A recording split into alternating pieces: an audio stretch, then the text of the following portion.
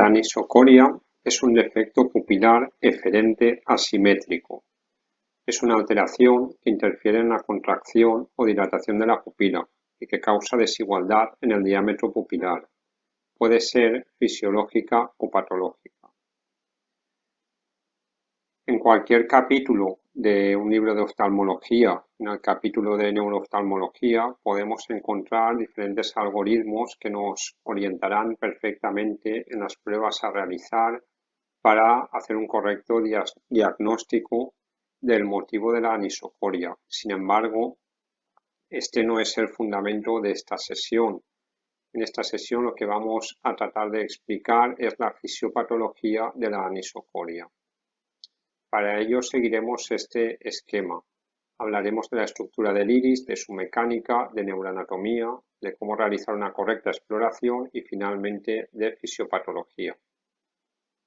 En cuanto a la estructura del iris, lo primero que hay que fijarse es en que si realizamos un corte, una sección como la que aquí marcada en amarillo, lo que vemos es que el esfínter del iris es un músculo muy potente, con mucho espesor, a diferencia del dilatador del iris. Si comparamos estas dos imágenes, la de la derecha tiene muchos más aumentos, sin embargo vemos que el espesor del músculo dilatador del iris es mucho más pequeño. Tener esto claro es fundamental porque ayuda a explicar muchos de los procesos o el proceso fundamental que se produce en cuanto a la dilatación o contracción del iris.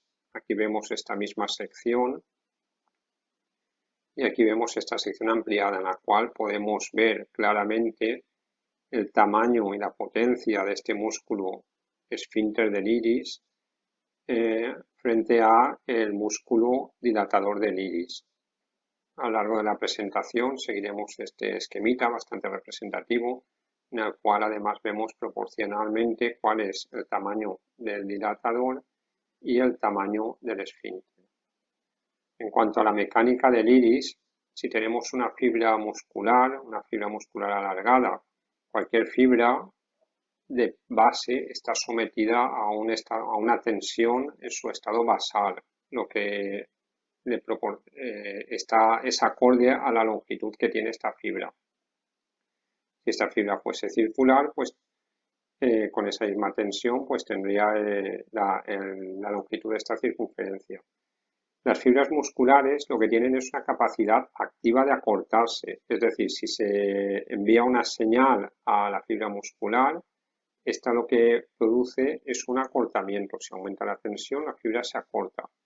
Sin embargo, la capacidad de alargarse es pasiva, es decir, no podemos enviar una señal para que la fibra se alargue, sino simplemente en un estado de menor tensión, pues por sí misma se alarga.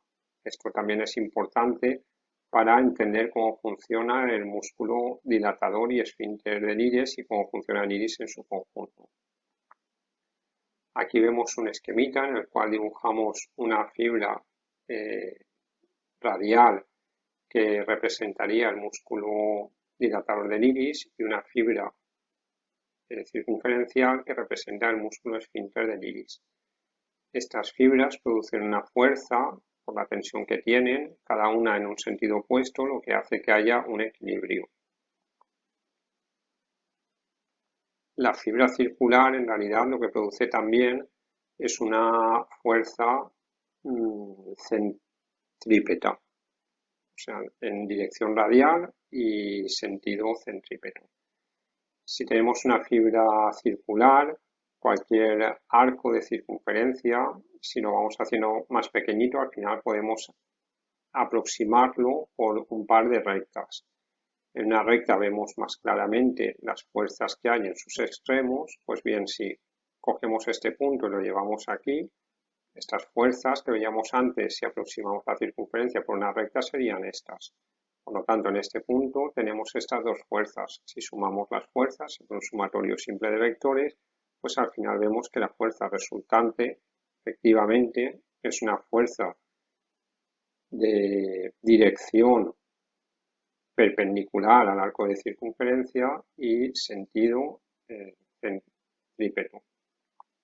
Pues bien, esto nos sirve para simplemente conceptualmente tener claro que en el iris lo que hay es un esquema de fuerzas, todas ellas en dirección radial y unas de ellas, las del esfínter del iris, en sentido centrípeto y las del músculo dilatador en sentido centrífugo. Cuando hay un equilibrio, pues tenemos una pupila que es redonda, isocónica y en una posición que viene determinada por este equilibrio de fuerzas.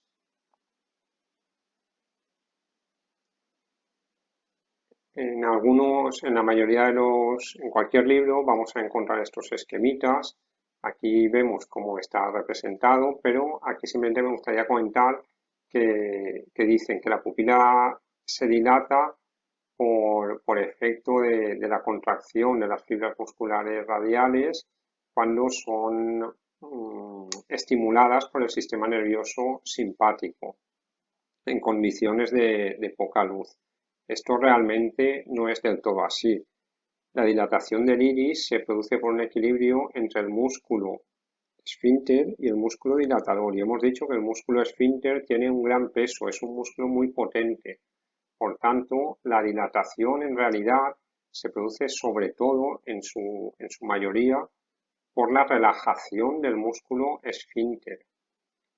La contracción del músculo dilatador en realidad lo que produce es un efecto de refuerzo de la dilatación, hace que la dilatación sea más completa y sea más rápida, pero la mayor parte de la dilatación es por relajación del esfínter. Esto lo comprobamos fácilmente en el día a día, porque muchas veces para dilatar únicamente instilamos gotas de bientropicamida, ciclopégico, atropina, que al fin y al cabo son todo antagonistas parasimpáticos, es decir, son moléculas que lo que hacen es relajar el músculo esfínter. Y aquí una cuestión sin mayor importancia, en los libros muchas veces se encuentra como esta especie de esquema de fuerzas que dicen que la pupila se contrae por acción del parasimpático en las fibras del esfínter y lo dibujan así como si el iris fuese a rosca. Esto no es así. Las fuerzas son, como hemos visto antes, son dirección radial y sentido centrípeto. Vamos a hablar ahora un poquito de neuroanatomía. Para comprender todo esto, pues bien, podríamos estudiar la vía del reflejo de la luz y la vía del reflejo de cercanía. Lo que pasa es que como esto es un poco complejo, vamos a hacerlo con un esquema un poquito más simplificado, más visual, pero no por ello más inexacto, sino más fácil de explicar. Entonces, si tenemos aquí nuestro esquema del iris, vemos que en el músculo dilatador, la molécula que lo estimula es la noradrenalina. Esta es secretada por una neurona postganglionar, una neurona de tercer orden, que viene formando parte del nervio ciliar largo y que su sinapsis se produce en el ganglio cervical superior y está mediada, como todas las sinapsis, tanto de neuronas simpáticas como parasimpáticas, toda la sinapsis entre ellas está mediada por acetilcolina. Esta a su vez viene excitada por una neurona preganglionar o neurona de segundo orden que recibe la sinapsis en el centro cilioespinal que está a la altura de las vértebras C8, T1, T2. Y a su vez, esta recibe la sinapsis de la neurona de primer orden que sube por la médula y viene de la formación reticular del tronco encefálico. Con esto tendríamos la vía simpática. Bien, vamos a ver ahora el músculo esfínter. El músculo esfínter, la molécula que lo estimula es la acetilcolina, que viene segregada por una neurona postganglionar que viene formando parte del nervio ciliar corto. Esta a su vez recibe la sinapsis en el ganglio ciliar, también mediada por acetilcolina, de la neurona preganglionar, que viene formando parte del tercer par. Esta neurona arranca en el núcleo de Edinger-Westphal. Y esta neurona recibe la señal excitatoria de una neurona que viene de la vía óptica, que hace sinapsis en el núcleo olivar pretectal. Esta vía de aquí hacia detrás es más compleja, hay más puntos de sinapsis, no vamos a entrar en ella porque para esta sesión no nos influye lo que pasa de aquí hacia detrás. También esta neurona recibe una señal inhibitoria. Esta señal inhibitoria viene de una neurona que viene de la formación reticular del tronco encefálico y está relacionada con el nivel de alerta. Esto es bastante lógico. Cuando tenemos un nivel de alerta alto, lo que hacemos es estimular el sistema simpático, la reacción de lucha-huida. Lo que queremos es una dilatación pupilar. Por lo tanto, por esta vía excitamos el músculo dilatador y por esta vía lo que estamos es inhibiendo el músculo, el esfínter, con lo cual con la acción de los dos músculos conjunta conseguimos una dilatación pupilar rápida. Pero a su vez esta neurona también recibe señal de otra que viene de los centros superiores de la corteza cerebral y que está en relación con la mirada cercana. Lo que hay que saber es que esta neurona envía señal, por un lado, a la neurona preganglionar, posganglionar y al esfínter del iris, lo cual nos cierra la pupila, pero esta misma neurona también envía señal por otra que va conjuntamente con esta por el tercer par y que luego hace sinapsis con otra neurona que sigue y que va directamente al músculo ciliar, que es la encargada de conseguir la acomodación. Por lo tanto, al estimular la mirada cercana, dos señales, una señal para cerrar la pupila, miosis, y otra señal para conseguir la acomodación. Un dato que hay que tener en cuenta, y que no es un número baladí, es que por cada neurona postganglionar por cada neurona postganglionar que va al esfínter del iris, hay 30 neuronas que van al cuerpo ciliar, y este número va a tener su importancia, 1,30. Todo esto constituye la vía parasimpática y en conjunto tenemos el esquema que vamos a ir siguiendo a lo largo de la presentación. Bien, vamos a hablar ahora un poco de la exploración. Cosas que debemos tener en cuenta. Pues que la anisocoria puede pasar desapercibida en iris oscuros, que no tiene por qué dar ninguna sintomatología, aunque en algunos casos puede dar fotofobia, o algunos pacientes pueden referir dificultad para enfocar o visión borrosa. ¿Cómo haremos la anamnesis? Pues habrá que preguntar por síntomas oculares, como pueden ser fotofobia, dificultad para enfocar, puede haber hiperemia conjuntival en algunas primeras fases, habrá que preguntarle al paciente si se ha puesto algún tipo de gotas oculares, si se han notado cambios en la posición de los párpados, si ve doble en alguna posición, si tiene dolor de cabeza o dolor facial, si ha sufrido algún traumatismo en el ojo, en la cara o en el cuello. Es importante preguntar también si está tomando alguna medicación nasal, en spray, en gotas, ya lo veremos después, si ha habido algún cambio en la medicación sistémica o si tiene alguna enfermedad sistémica. Cosas que no deberían liarnos. Pues bien, el DEPAR no causa anisocoria. Sin embargo, una gran anisocoria no es lo más probable, pero en el caso de que haya una pupila muy pequeña, podría llegar a causar DEPAR, aunque esto no es frecuente. Y una agudeza visual muy baja en un ojo tampoco causa anisocoria. ¿Por qué el DEPAR no causa anisocoria? Pues vamos a ver, si hacemos por ejemplo un corte directamente aquí, ahí tendríamos un DEPAR aquí completo, por aquí no hay transmisión de señal luminosa.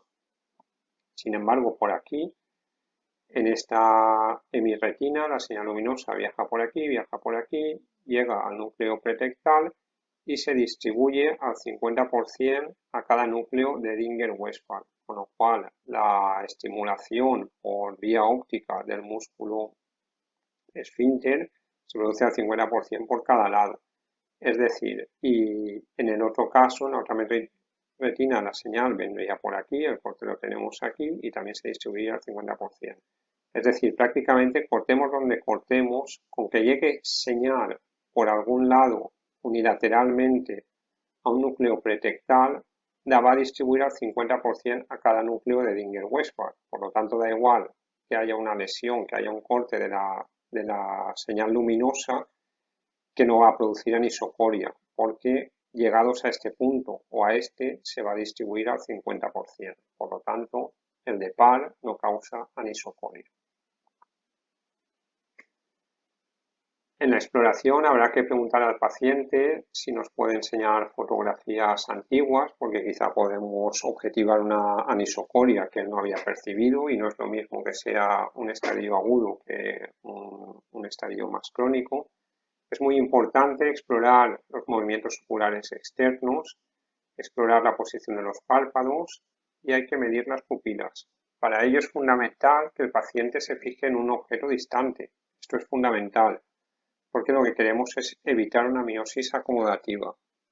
Las pupilas las mediremos en tres tipos de luz. Primero en luz ambiental moderada, condiciones normales.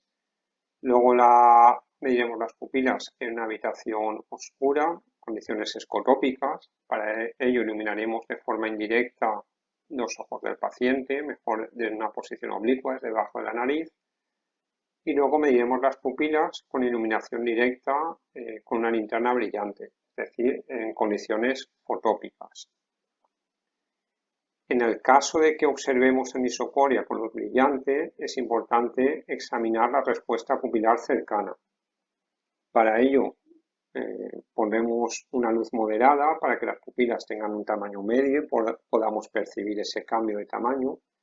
Y le pediremos que mire un objeto acomodativo. ¿Qué es esto? Pues por ejemplo un reloj de tic-tac, ya que tiene un estímulo auditivo que ayuda a que el paciente realice la acomodación. O le podemos decir, por ejemplo, que se mide a su dedo pulgar, lo cual es un objetivo propioceptivo que también ayuda al paciente a acomodar. Es importante que hay que insistir, porque a veces el paciente no va a colaborar y puede tener un objeto delante de los ojos, pero no hacer esfuerzo acomodativo y por lo tanto no podemos evaluar correctamente la respuesta pupilar cercana. Finalmente habrá disociación cercana solamente si la respuesta cercana excede la mejor constricción con luz brillante.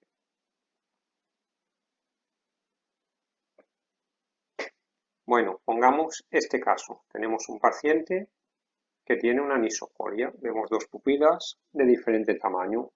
Pues bien, lo primero que hay que hacer es responder a esta pregunta, una pregunta sencilla. ¿Acaso está la pupila derecha midriática o es la pupila izquierda la que está miótica? Esto es lo primero que hay que responder. Para ello, aquí represento unas condiciones de luz media. Si observamos las pupilas, en este primer caso, en condiciones de oscuridad, vemos que esta pupila de la derecha ha dilatado y la de la izquierda no ha dilatado o muy poco.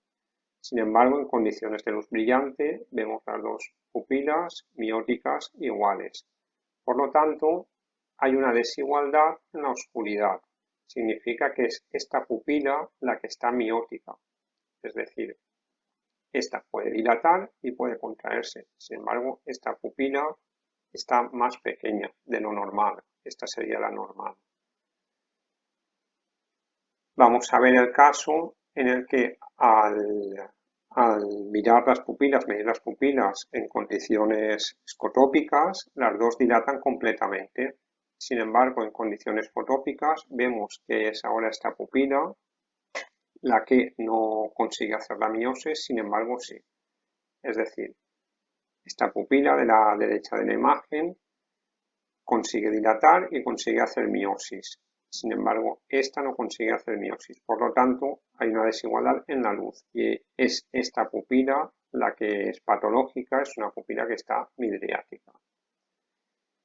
Si hemos llegado a este caso en el que hay una desigualdad en la luz, este caso es importante, como hemos dicho antes, pedirle al paciente que mire a un objeto cercano, un objeto acomodativo para forzar la acomodación.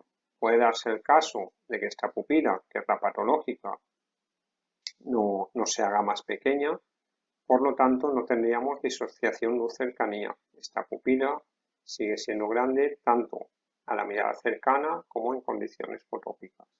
Sin embargo, puede suceder que esta pupila patológica se haga pequeña cuando el paciente mira un objeto cercano, pero no se contrae con la luz. Por lo tanto, estamos en un caso de disociación luz-cercanía. Finalmente, hay que hacer una exploración con lámpara de hendidura. Hay cosas que son un poco obvias, pero bueno, hay que buscar porque puede haber una lesión corneal aguda o una inflamación en cámara anterior, lo cual provocaría un espasmo ciliar que provocaría una pupila pequeña. Un paciente que presente dolor, visión borrosa y una pío muy elevada, pues quizás tenga una midriasis media reactiva por un cierre angular agudo. También debemos buscar efectos de transiluminación del iris, que nos pondrán la pista de que ha habido un traumatismo, ha habido una infección o una inflamación previa. Y sobre todo es fundamental mirar si hay una parálisis sectorial del iris. Para ello hay que iluminar con gran aumento un sector del iris mientras se enciende y apaga la luz de la lámpara. Seguimos con la exploración, cosas a tener en cuenta, pues cuál es el tamaño de referencia de la pupila. Pues los factores que influyen en el tamaño de la pupila son la luz ambiental, la adaptación de la retina, el nivel de excitación de la persona, la edad. Entonces, encontraremos pupilas pequeñas, en este caso hablamos no de anisocoria, sino más bien de bilateralidad, en edades avanzadas o en estados de somnolencia. Podremos encontrar pupilas muy pequeñas en casos de hemorragia pontina, de intoxicación narcótica o el uso, por ejemplo, de pilocarpina. Encontraremos pupilas grandes en casos de convulsiones tónico-clónicas y pupilas muy grandes que pueden ser normales en personas jóvenes o si hay un bloqueo parasimpático por fármacos tópicos o sistémicos, si se han tomado estimulantes o en estados de gran ansiedad. Bueno, pues entramos en el último apartado en el que vamos a hablar de la fisiopatología. Entonces, en primer lugar, cuando tenemos una anisocoria, lo primero que hay que ver es que no se trate de una anisocoria fisiológica. Una anisocoria fisiológica se produce más o menos, se encuentra en un 20% de la población y hasta en un 10% de la población, incluso en una habitación luminosa, podemos encontrar una diferencia del tamaño pupilar mayor de 0,4 milímetros. La anisocoria fisiológica puede ser constante o variable, incluso en días o en horas. Podemos encontrarla siempre en el mismo ojo o alternar de uno a otro. No tiene relación con el error refractivo. Es mayor en la oscuridad, pero vemos que las pupilas normalmente siempre se contraen con fuerza. Y lo que es más importante es que no hay retraso de la dilatación. Esto de aquí es fundamental, de la pupila más pequeña. ¿Por qué se produce la anisocoria fisiológica? Pues probablemente se trate de una inhibición asimétrica en el núcleo de Edinger-Westphal. ¿Cómo sabemos esto? Pues porque cuando estamos en una situación de vigilia, es decir, el nivel de alerta está alto, está funcionando la vía inhibitoria y además hay poca luz, por aquí tenemos poca estimulación, lo que hay es una diferencia de anisocoria mayor. Sin embargo, cuando iluminamos, si iluminamos por aquí, estamos mandando una señal más fuerte, o con el reflejo cercano, que también vendría por aquí, lo que hacemos es cortar esta inhibición, entonces se produce una miosis y vemos que disminuye la anisocoria. Sin embargo, no se debe a una diferencia en la vía óptica, porque esta vía, como hemos visto antes, se distribuye al 50% a cada núcleo de Edinger-Westphal. Sin embargo, esta vía inhibitoria sí que es independiente por un lado y por otro. Bien, ahora vamos a entrar ya a explicar diferentes casos. En primer lugar, vamos a ver todos casos en los cuales la desigualdad aumenta con la oscuridad. Es decir, tenemos una pupila que está algo más miótica. Aquí vemos el esquema, oscuridad, luz y aquí en condiciones medias y en rojito marcada la pupila patológica. Recordamos el esquemita de fuerzas que habíamos visto antes, las fuerzas hacia el esfínter de la pupila y fuerzas hacia el dilatador. Entonces, en todos estos casos va a haber una desigualdad en este sentido, una desigualdad hacia el esfínter de la pupila. Esta desigualdad podrá ser ocasionada por un aumento de fuerza en el esfínter o por una disminución en el dilatador. Por lo tanto, nos fijaremos siempre en este esquema. Vamos hacia aquí, pupila patológica, en miosis, y en este caso la patología se debe a un aumento de la fuerza en el esfínter. Entonces vamos a ir yendo desde dentro hacia afuera o desde externo hacia adentro. En primer lugar, tenemos aquí el músculo esfínter. ¿Qué es lo que podemos encontrarnos? Pues que haya un daño estructural de este músculo y un daño que nos produzca, por tanto, un espasmo. ¿Cuándo se puede producir un espasmo? Pues ante un traumatismo, una infección o una inflamación. ¿Cuál sería el siguiente caso? Pues que el siguiente caso en el que aumenta la fuerza del esfínter, pues porque haya una estimulación por un aumento de la sustancia que estimula el esfínter, en este caso la acetilcolina. Entonces, ¿cómo se puede producir un aumento de esta sustancia? Pues utilizando un agonista parasimpático, es decir, una molécula pues similar, lo que nos produciría una miosis farmacológica. ¿Cuál es el agonista que tenemos a mano? La pilocarpina. ¿Significa que un paciente vaya a estilarse pilocarpina en un ojo? Pues bueno, no tiene por qué ser así, pero puede usar, por ejemplo, estas gotas que han salido ahora, que se llaman Buiti, que han sido aprobadas y que se utilizan para la presbicia. Puede ser que alguien se las haya estirado unilateralmente. Al fin y al cabo, estas gotas son pilocarpina al 1,25%. Si no hay daño estructural, si no hay un aumento químico de la estimulación del esfínter, pues ya nos vamos a la vía nerviosa. Entonces, ¿qué puede producir un aumento de acetilcolina? Un aumento de señal de esta neurona. Fisiológicamente no se produce un aumento externo de la estimulación de esta neurona, sino si hay un aumento de señal es porque viene de esta otra neurona. A su vez, esta otra neurona tampoco puede ser estimulada externamente, tiene que venir de aquí. Entonces, ¿qué es lo que puede suceder para que aumente esta señal? Lo que puede suceder es que para que aumente esta señal de forma unilateral, porque ya hemos visto que de forma unilateral no podemos aumentarla por la vía óptica ni por la vía de la acomodación, ya que estas señales se reparten al 50% a cada núcleo de Dinger-Westphal. Sin embargo, la señal inhibitoria sí que es independiente en cada núcleo de Dinger-Westphal. Por lo tanto, si hay una lesión en esta vía inhibitoria, lo que va a aparecer es que va a haber menos señal, no se produce inhibición y por lo tanto aumenta la señal aquí, aumenta la señal aquí y aumenta aquí la secreción de acetilcolina, lo cual nos va a producir la miosis relativa, ¿no?, de esta pupila. ¿Qué lesiones pueden afectar a esta vía inhibitoria? Pues bien, un linfoma, que haya una inflamación, una infección que estará situada en la materia gris periacueductal. Vamos ahora a ver, seguimos en el caso de la desigualdad de fuerzas hacia aquí, en la que hay miosis, pero ya no porque haya un aumento de fuerzas en el músculo esfínter, sino una disminución de fuerza del músculo dilatador. ¿Qué puede producir esta disminución? Pues como siempre, primero, daño estructural, que haya una atrofia del dilatador del iris, o que no funcione el dilatador por un fallo metabólico, es decir, que haya una isquemia. Podemos encontrarla en la diabetes mellitus, en el glaucoma, si hay neovascularización, que al fin y al cabo no deja de ser un signo, consecuencia de la isquemia. Vamos a seguir viendo más casos. Seguimos en el caso de una disminución de la fuerza del músculo dilatador. Habíamos visto antes un fallo estructural.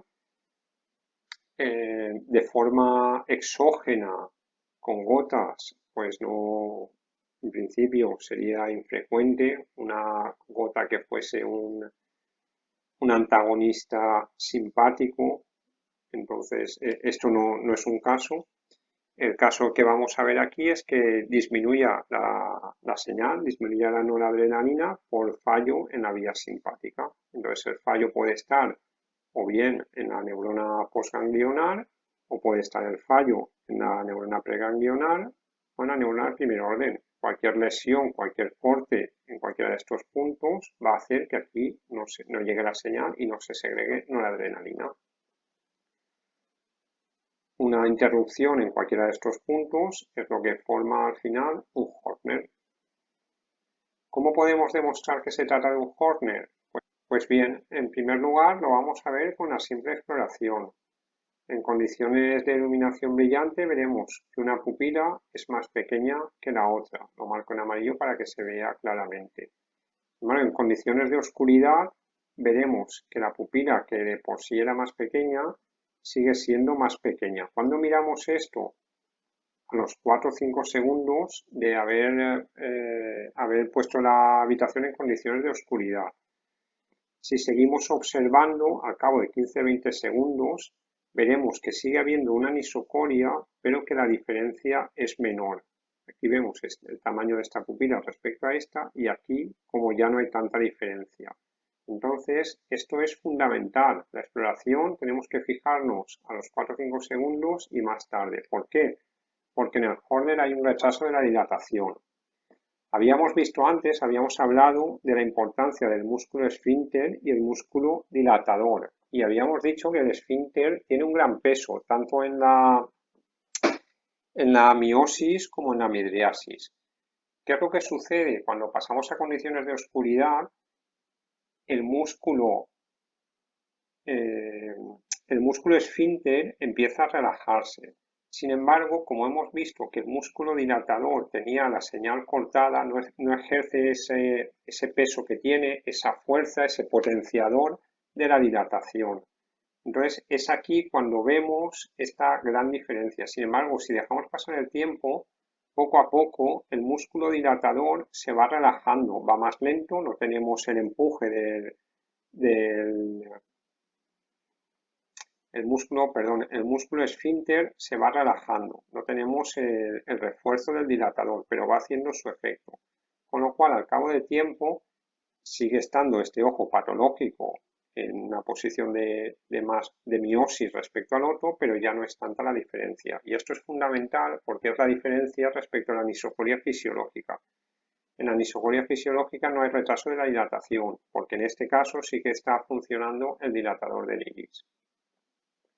Pero bueno, también podemos demostrarlo con la cocaína líquida, a 4%.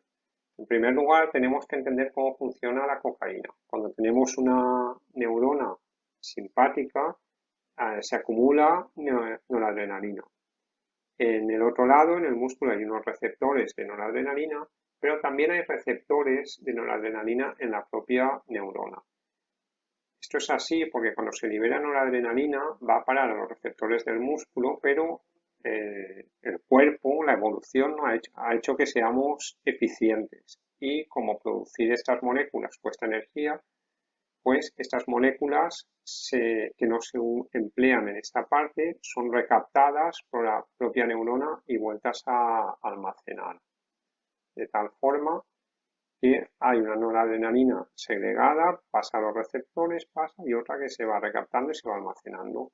¿Qué sucede con la cocaína? La cocaína es una molécula que lo que hace es acoplarse a los receptores de noradrenalina que hay en la neurona simpática. Entonces, cuando se libera la noradrenalina, unas moléculas son recogidas por el músculo, pero las otras que veíamos antes que eran recogidas por los receptores de la neurona no pueden ser recogidas ya que estos están bloqueados por la cocaína. Con lo cual, con el paso del tiempo, toda esta noradrenalina que ha quedado libre y que no ha podido ser recaptada, al final acaba siendo recaptada por el músculo y aquí hay una mayor concentración de noradrenalina. En un ojo sano, por lo tanto, vemos que llega una señal estimuladora, se libera noradrenalina y alguna recaptada. Sin embargo, un ojo que ha sido en el que hemos empleado cocaína, vemos que hay una mayor acumulación de noradrenalina en el músculo. ¿Qué sucede en el ojo patológico?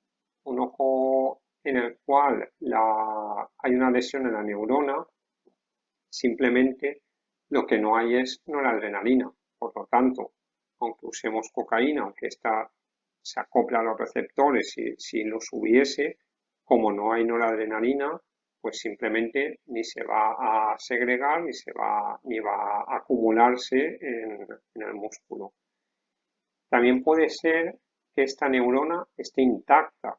Lo único que sucede es que no le llega la señal estimuladora. Por lo tanto, la cocaína se acoplará a los receptores, pero como no llega una señal estimuladora, esta noradrenalina no se va a liberar y por lo tanto no se va a acumular en el músculo. Por lo tanto, tenemos aquí nuestros dos ojos, ojo patológico, y instilamos cocaína líquida. Dejamos pasar 60 minutos y lo que vamos a ver es que el ojo sano, un ojo que funciona, en el que se libera noradrenalina, con el paso del tiempo se va a recaptar toda esa noradrenalina que se ha liberado y que no ha podido recaptarse por la neurona, es decir, se va a acumular en el músculo dilatador del iris. Sin embargo, en el ojo patológico vemos que siguen miosis, que no se ha dilatado. Esto es porque aquí no ha habido acumulación de noradrenalina, bien porque directamente no la había o porque no se ha segregado. Otra cosa que es muy importante es que la cocaína, simplemente como hemos explicado, lo que hace es que se acumule la noradrenalina que se está segregando. Por lo tanto, en esta prueba al paciente no podemos decirle que se vaya a la sala de espera y que esté relajado durmiendo, porque entonces no va a funcionar el sistema simpático y no va a segregar noradrenalina. Al paciente hay que decirle que durante el tiempo de espera pues mantenga una cierta actividad sistémica, simpática, para que se esté segregando noradrenalina y se vaya acumulando. Aquí vemos una imagen en la que se ha hecho el test de cocaína para un paciente, se ha instilado en cada ojo y vemos cómo se produce una dilatación en la pupila derecha, pero no se ha producido ninguna dilatación en el ojo afectado por el síndrome de Horner. Entonces, también puede suceder que no tengamos cocaína líquida a nuestro alcance para realizar la prueba. En este caso, podemos usar apraclonidina. ¿Cómo funciona la apraclonidina? Pues es un mecanismo de funcionamiento completamente diferente. Antes habíamos visto los receptores de la noradrenalina, pues estos receptores son de tipo alfa-1. La apraclonidina es un agonista alfa-2 y alfa-1 débil. ¿Qué significa esto? Que si instilamos apraclonidina, estas moléculas no se van a recaptar en condiciones normales porque este receptor es alfa-1 débil, tiene poca afinidad, se recaptará muy poquita apraclonidina. Sin embargo, en el ojo patológico, si hay una denervación, esto lo que produce es que estos receptores desarrollen una hipersensibilidad.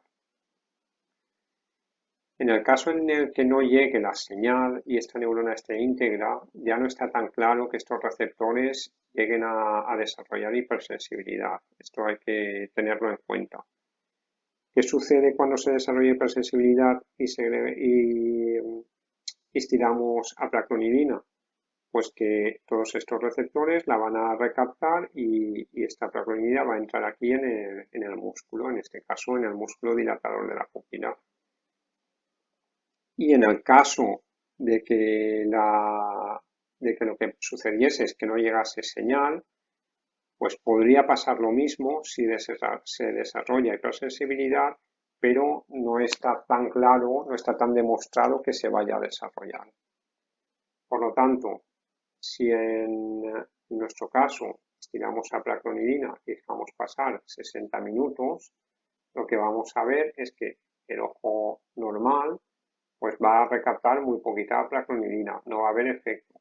Sin embargo, el ojo patológico va a recaptar mucha apraclonidina y por lo tanto se va a producir una midriasis, es decir, hay una afectación, hay algo que ha hecho que se desarrolle hipersensibilidad de los receptores y que estos recapten mucha apraclonidina, aunque como he dicho antes, Esto es prácticamente seguro en el caso de que haya una denervación, pero es más dudoso en el caso de que la neurona afectada sea la neurona de primero o segundo orden. En este caso no sería infrecuente encontrarnos con falsos negativos.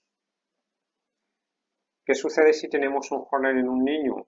Pues aquí la pregunta es, ¿instilamos Iopimax o instilamos cocaína? Pues bueno, una cosa es lo que nos diga el sentido común y otra cosa es lo que hay que hacer. La respuesta correcta es que el test de Horner en un niño habría que hacerlo con cocaína líquida. ¿Por qué? Porque la placlonidina no es conveniente usarla en niños pequeños, ya que puede producir una depresión del sistema nervioso central o una afectación respiratoria aguda. Lo que nos dicen los libros es que la cocaína es una mejor opción y que presenta menos riesgo de efectos adversos. Aquí, como curiosidad, comentar un artículo que buscando todo esto me llamó la atención, hablaba del uso de la placlonidina en el diagnóstico del síndrome de Horner. Ponía algunos casos, caso 1, niña de 11 meses, test de placlonidina al 1%. Caso 2, niño de 4 meses, test de placlonidina al 1%. Leyendo un poco, en la discusión encontré la placlonidina puede ser utilizada para síndrome de Horner en adultos como en niños. Referencia 4. Referencia 4, busqué la referencia 4. Uso de la placlonidina en el diagnóstico de Horner en pacientes pediátricos. Pues bueno, habla de que se discute de 4 pacientes pediátricos. Como vemos, tampoco es una muestra muy representativa. Dicen que antes de ellos, por lo que saben, no hay ningún informe sobre el uso de la placlonidina en niños. Y terminan diciendo que hay que hacer más estudios para averiguar el perfil de seguridad y que otro receptor alfa-adrenérgico como la brimonidina ha causado apnea, bradicardia, hipotensión. Bueno, todo esto simplemente da como curiosidad, como a veces cualquier referencia al final parece que nos justifica que podemos hacer cosas que no están tan claras. Bueno, estamos aquí, estamos todo el rato en el síndrome de Horner, habíamos visto que hay una afectación de alguna de estas neuronas, primera, segunda o tercera. ¿Podemos averiguar dónde se sitúa la lesión? Pues bueno, lo que podemos llegar a ver es si la lesión se sitúa del ganglio cervical superior hacia el ojo o del ganglio cervical superior hacia detrás, bien aquí o aquí, aunque no podremos diferenciar si está en la neurona de primer orden o de segundo orden. ¿Cómo podemos averiguar esto? Pues mediante el test de hidroxianfetamina al 1%. ¿Cómo funciona la hidroxianfetamina? Pues diferente de la cocaína y de la placlonidina. Esta sustancia lo que hace es, por ella misma, liberar la noradrenalina acumulada en la terminal sináptica. Entonces, si tenemos una lesión que lo que ha hecho es que muera la neurona, pues no va a haber noradrenalina. Por lo tanto, al instilar hidroxianfetamina, simplemente es imposible que se libere noradrenalina. Sin embargo, estamos en un caso en el que la neurona está intacta, el problema está en que no le llega estimulación, no le llega señal, sí que habrá noradrenalina. Por lo tanto, al instilar hidroxianfetamina se producirá una liberación de noradrenalina. En nuestro caso, si instilamos hidroxianfetamina, esperamos 60 minutos y lo que vemos es que este ojo, la pupila más mediática, se ha dilatado, pero la pupila que estaba miótica, la pupila patológica, sigue sin dilatarse. Esto significa que aquí no había noradrenalina, porque la hidroxianfetamina no ha sido capaz de liberarla. Por lo tanto, si no había noradrenalina, significa que esta neurona está en mal estado, probablemente está muerta. Por lo tanto, significa que la lesión está aquí. La lesión afecta directamente a esta neurona, es decir, no hay neurona de tercer orden. Aquí vemos un test en el que se usa la hidroxianfetamina y se produce dilatación en el ojo derecho, pero no se produce en el ojo izquierdo. Es decir, aquí no hay adrenalina, por lo tanto la lesión es postganglional. Sin embargo, puede suceder que al instilar la hidroxianfetamina pasan 60 minutos y la pupila izquierda vemos que se ha dilatado igual o más que la derecha.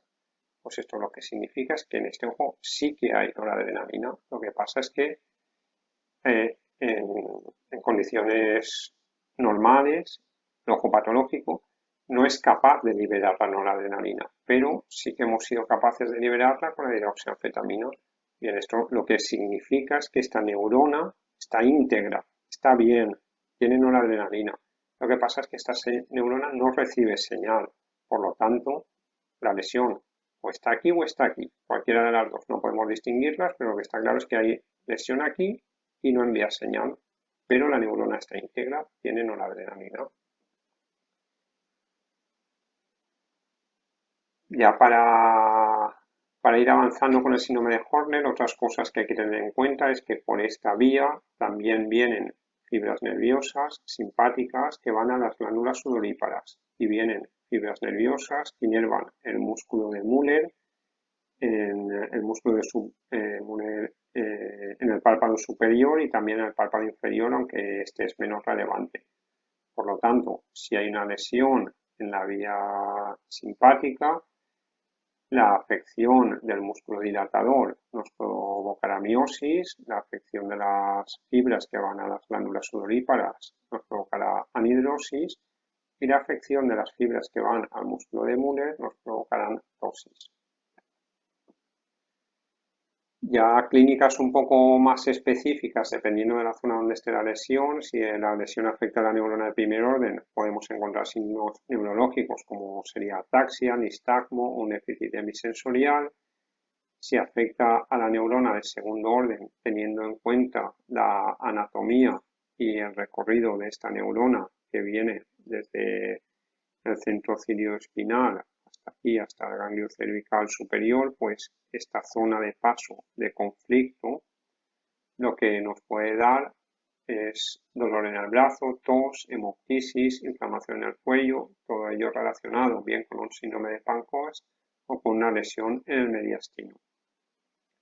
Y si la lesión se produce en la neurona de tercer orden, podemos encontrar también entumecimiento en las zonas dependientes de la primera, segunda o tercera rama del trigémino o diplopias y una parálisis del sexto palo. Pero lo que es fundamental y hay que tener siempre presente es que si tenemos una lesión en la neurona postganglional y el paciente asocia dolor, es un signo de alarma. ¿Por qué? Porque vemos que esta neurona viene por aquí, por el plexo carotidio interno.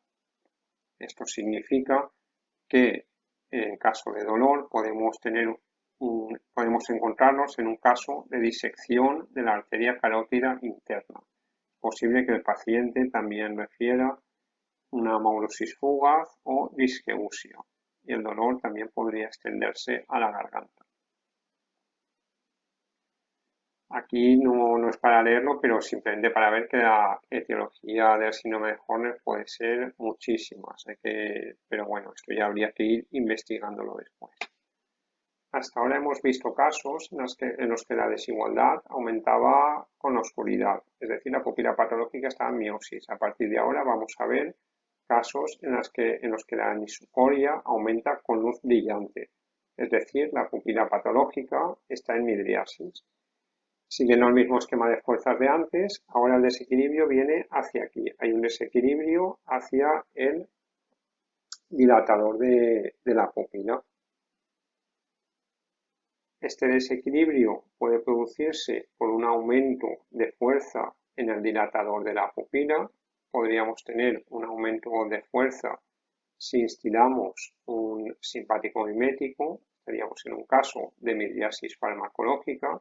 Pues puede ser la instilación de fenilefrina unilateral por el paciente, esto sería un poco raro, pero puede ser un paciente que, por ejemplo, use Bisprin, que es un simpático mimético, que se lo ponga mucho, tenga una sobredosificación y sea unilateral, pues esto nos provocaría una midriasis farmacológica unilateral.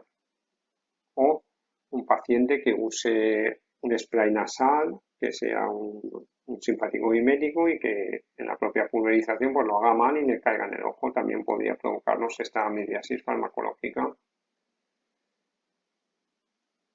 Ahora vamos a ver desequilibrios en los que lo que sucede es que hay una disminución de la fuerza del músculo esfínter de la pupila. Pues esto, empezando por el propio músculo, podría ser por un daño del músculo, un fallo estructural, que haya una atrofia, un daño postquirúrgico, sería una causa frecuente, o que haya un fallo metabólico del esfínter, bien por isquemia, como en el caso de diabetes mellitus, en caso de glaucoma, si hay neovascularización. También podría ser que disminuya la fuerza del esfínter porque estemos usando un antagonista parasimpático. Provocaría una midriasis farmacológica, pues bueno, cuando usamos tropi, ciclo, atropina. Aquí simplemente comentar una cosa que habría que tener en cuenta cuando dilatamos a los pacientes. Cuando dilatamos con fenilefrina, esta molécula lo que se va es a los receptores del músculo dilatador de la pupila. Por lo tanto, en caso necesario, si tuviésemos que usar pilocarpina, seguimos teniendo libres los receptores del músculo esfínter de la pupila. Con lo cual, podríamos intentar revertir esta midriasis. Pues, por ejemplo, si hemos provocado de forma iatrógena un cierre angular farmacológico. Pero si lo que hacemos es dilatar con antagonistas parasimpáticos, estas moléculas lo que hacen es bloquear los receptores del músculo esfínter, lo cual provoca la dilatación del esfínter, con lo que conseguimos la midriasis que buscamos. Pero si quisiésemos revertirla con pilocarpina, estas moléculas no tendrían ningún receptor libre, todos están bloqueados, por lo tanto, una midriasis conseguida con estos fármacos es imposible de revertir con pilocarpina hasta que estas moléculas de forma normal se vayan soltando de los receptores. Aquí vemos un ejemplo, una midriasis conseguida con un antagonista parasimpático que es imposible de revertir con pilocarpina. Bueno, continuamos aquí viendo causas de disminución de la fuerza del esfínter. Vamos ya a la vía nerviosa. Entonces, si lo que disminuye es la estimulación del esfínter porque disminuye la acetilcolina, significa que hay una lesión o bien en esta neurona o bien en esta neurona. Si la lesión está en la neurona postganglionar, estamos ante un ADI. Por lo tanto, vamos a ver cómo funciona el ADI en la fase aguda. En la fase aguda vemos que la lesión está aquí y por lo tanto esta lesión lo que hace es que no se segregue acetilcolina. ¿Cómo funciona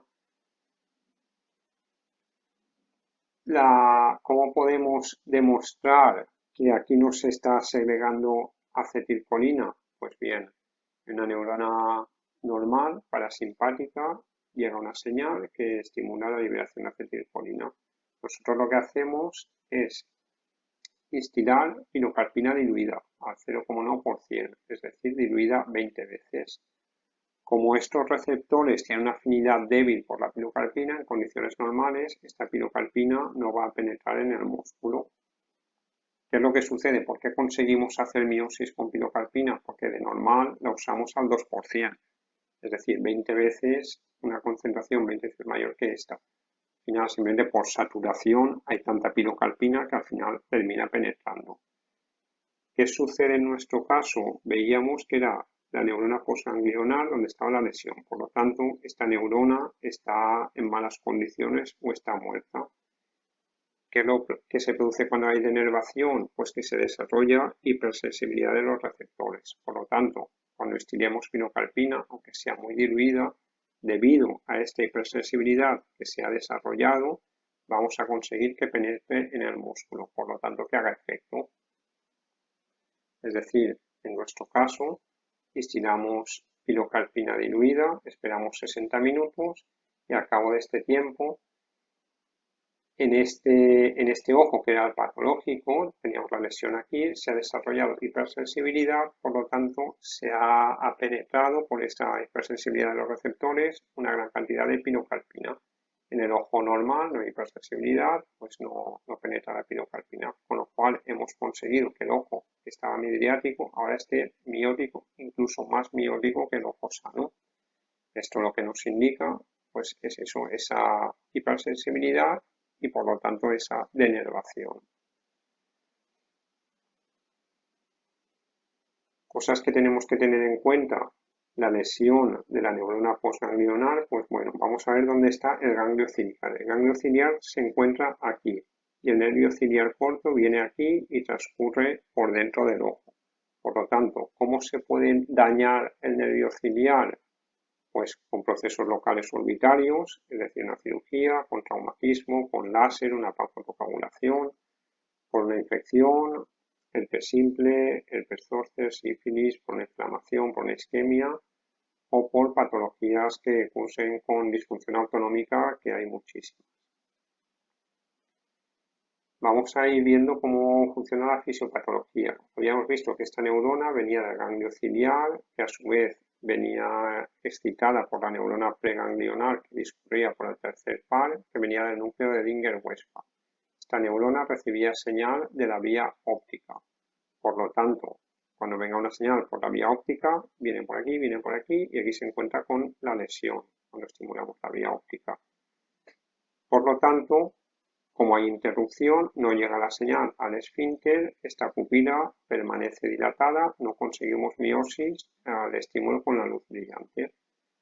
La vía inhibitoria pues va a tener poco efecto porque esta vía está cortada. Y nos quedaba otra neurona, la que venía de los centros superiores, que enviaba señal cuando teníamos un objeto acomodativo. Pues bien, esta señal por aquí también va a estar cortada, por lo tanto, ante un estímulo acomodativo tampoco se va a producir miosis, esta pupila va a permanecer dilatada. Estamos hablando siempre de fase aguda, no va a haber disociación luz-cercanía. Y esta neurona también enviaba señal por aquí a esta neurona que venía por aquí, que venía al músculo de la acomodación, que como también va a estar cortado, pues lo que va a suceder es que el paciente va a referir visión borrosa de cerca, no va a ser capaz de acomodar. ¿Qué sucede en la fase tardía? Aquí lo más importante, lo fundamental que lo explica todo, es lo que habíamos visto al principio. Por cada neurona que viene al músculo esfínter, hay 30 neuronas que van al cuerpo ciliar. Esta es la clave de todo. Por lo tanto, si hay una interrupción de esta vía, con el paso del tiempo, de los meses, esta neurona de aquí se va a regenerar. Se regenerará más o menos bien, llegará al esfínter o no, pero bueno, se regenera. ¿Qué sucede aquí? Esta neurona se va a regenerar, pongamos que llega al cuerpo ciliar. Otra se regenera de forma aberrante, por cercanía puede llegar al esfínter. Otra llega al cuerpo ciliar, otra al esfínter, otra al cuerpo ciliar. Es decir, la regeneración es aberrante, tanto de unas como otras. Lo que pasa es que aquí hay 30. Entonces, de las 30, pues algunas llegarán al cuerpo ciliar y por cercanía otras llegarán al esfínter. Sin embargo, aquí solamente hay una que llegará o no al esfínter. Para explicar esto, lo que voy a cambiar es estas neuronas de aquí, las voy a pasar aquí al esfínter, que es lo mismo, pero así seguimos el orden que estábamos viendo antes y lo explicamos mejor. ¿Qué sucede ahora cuando estimulamos con una luz brillante la vía óptica? La señal viene por aquí, viene por aquí, viene por aquí y tenemos esta neurona que ha regenerado mal y que no sabemos dónde ha ido. Por lo tanto, con la señal luminosa no vamos a conseguir hacer miosis. Quizás un poco más de miosis que en la fase aguda, pero no va a ser una miosis ni completa ni potente. La vía inhibitoria tampoco tiene demasiado peso y las neuronas que vienen del centro superior de la corteza, cuando son estimuladas por un estímulo acomodativo, van a enviar señal por aquí, va a venir por aquí y va a suceder lo mismo que con la estimulación de la vía óptica, que esta neurona ha regenerado de forma aberrante, por lo tanto, por esta vía no vamos a conseguir miosis. La pupila seguirá midriática por esta vía, que sería la vía fisiológica. Sin embargo, si recordábamos, también enviaba señal a esta neurona y que venía por aquí hacia el músculo de acumulación, pero hemos visto que ha regenerado y algunas fibras han ido a parar al esfínter. ¿Por qué? Porque había 30, porque había muchas. Simplemente por azar, pues bueno, algunas han caído aquí. Por lo tanto, la señal que venga por aquí, que se meta por estas neuronas, sí que va a producir miosis. Es decir, en la fase tardía del ADI, cuando el paciente mira un objeto cercano, se produce miosis, es decir, hay una disociación luz-cercanía. Y como también estas fibras han inervado el músculo del cuerpo ciliar, el paciente va a ser capaz también de enfocar con claridad. ¿Por qué se llama pupila tónica de ADI? Bueno, cuando tenemos aquí una vía normal, esto es como una balanza. Cuando ponemos un estímulo luminoso o acomodativo, aquí llega una señal potente que llega al esfínter del iris y va a producir una miosis potente. Sin embargo, cuando quitamos el estímulo, esta vía que está intacta, las neuronas inhibitorias cortan esta señal, la cortan de golpe y lo que se produce es una midriasis también rápida. En nuestro caso, vemos que esto ha sufrido una regeneración aberrante. Por lo tanto, cuando envío una señal que no va a ser una señal luminosa, sino una señal acomodativa, va a venir por aquí. Estas neuronas no regeneran bien, pero hay muchas. Entonces, al haber muchas, sí que van a conseguir que se produzca una miosis también rápida. Sin embargo, cuando quitamos la señal, como esta vía inhibitoria está cortada, aquí va a seguir habiendo una señal residual. Menos, pero quedará. Por lo tanto, la midriasis va a ser mucho más lenta. Se va a recuperar muy despacio. Por lo tanto, tenemos una dilatación lenta, es decir, tenemos tonicidad. Y también habrá una cierta dificultad para el cambio de enfoque de cerca a lejos. La pupila de ADI es fundamental, como veíamos al principio, la exploración con la lámpara de hendidura, porque normalmente vamos a encontrar una pupila irregular. Esto se deberá a que pueda haber una denervación sectorial o que luego esa reinervación aberrante se produzca de forma asimétrica. Aquí vemos una pupila de ADI, vemos estas flechas que nos indican la zona que está denervada. ¿Por qué lo sabemos? Porque vemos que aquí el esfínter está como más mullidito, aquí está mucho más contraído. Y además también podemos ver, si ponemos un círculo, cómo se acopla perfectamente por esta zona y aquí esto queda fuera, es decir, este círculo que es más pequeño es donde la pupila está contraída y este círculo que acopla por esta zona de aquí es un círculo más grande, se correspondería con la pupila dilatada, es decir, es esta zona de aquí la que está denervada o no se ha reinervado bien y es la zona que no contrae correctamente. En la exploración de la pupila de ADI lo que vamos a ver es en condiciones de luz intermedia, esta pupila es más pequeña que esta, con luz brillante esta pupila es más pequeña, esta pupila sigue sin miotizar en condiciones de luz. En luz directa vemos que esta pupila, la pupila enferma, la pupila que está más midriática, la pupila de ADI, sigue sin miotizarse, sigue siendo grande. Sin embargo, cuando ponemos un objeto acomodativo, aquí vemos la sombra de un bolígrafo probablemente, vemos cómo la pupila se miotiza. Vemos que aquí ya no hay diferencia. En condiciones de luz en condiciones de acomodación desaparece la anisocoria. Tenemos una disociación, luz, visión de cerca. Estas dos fotos son las de antes. Aquí vemos cómo la refijación en la visión a larga distancia, como la midriasis, se produce de forma más lenta en esta pupila y vemos cuál es la respuesta de la pirocarpina. Vemos que esta pupila ahora es más miótica. ¿Por qué? Porque tiene una gran respuesta a la pirocarpina. porque ha desarrollado hipersensibilidad. ¿Por qué? Porque hay una denervación de la neurona postganglional.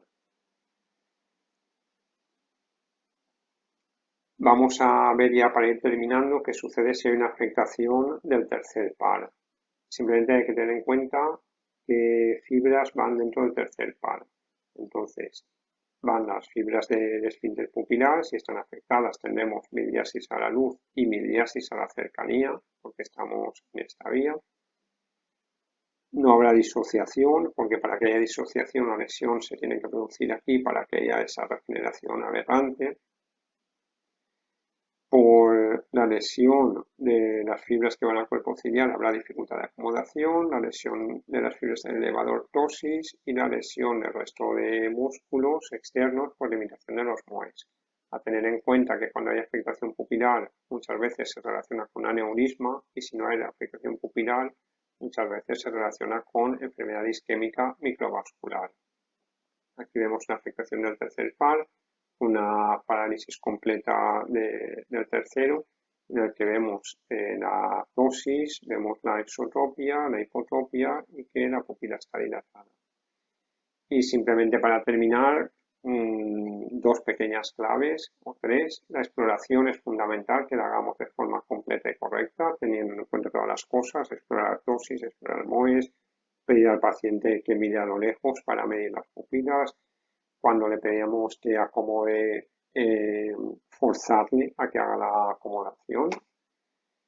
Si tenemos un niño con un Horner adquirido, no hemos hablado de esto en toda la sesión, pero bueno, me parece importante quedarnos con la idea de que hay que tener muy en cuenta que podría tratarse de un neuroblastoma.